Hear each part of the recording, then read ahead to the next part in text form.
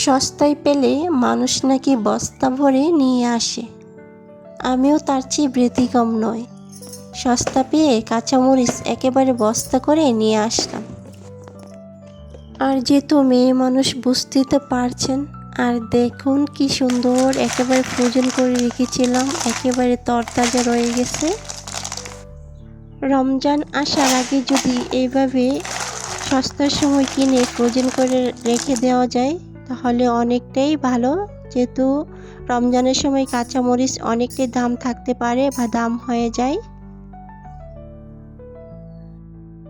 Hello everyone, আসসালামু আলাইকুম। সবাই কেমন আছেন আমার আপুমনি এবং ভাইয়ারা?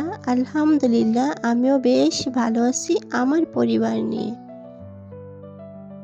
আজ কোনো রেসিপি নয়, আজ আমি কিভাবে সারা বছরের জন্য কাঁচামরিচ সংরক্ষণ করে রাখবো তা একটু শেয়ার করব আপনাদের সাথে।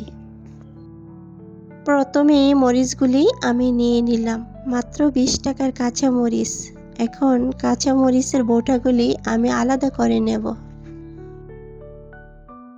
যেহেতু অনেকটাই সস্তা এখন কাঁচামরিচ, আপনারা চাইলে এইভাবে সংরক্ষণ করে রেখে দিতে পারেন রমজানের জন্য।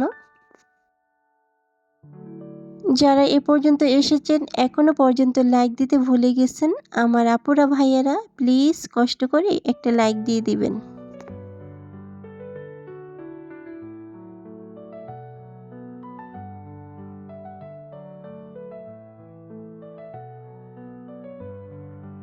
আমি সবগুলি কাঁচামরিচ কিন্তু পরিষ্কার করে নিয়েছি।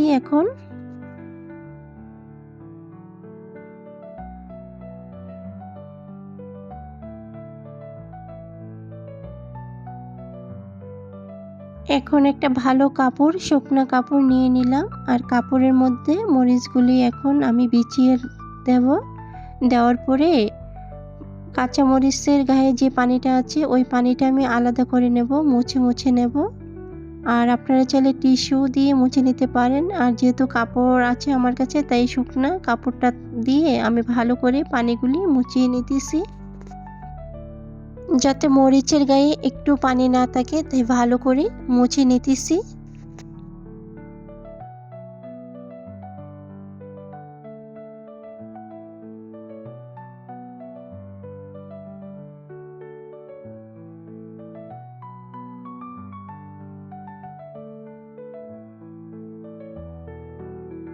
আর দেখুন মরিচের গায়ে একটু পানি নেই, একেবারে শুকিয়ে নিয়েছি।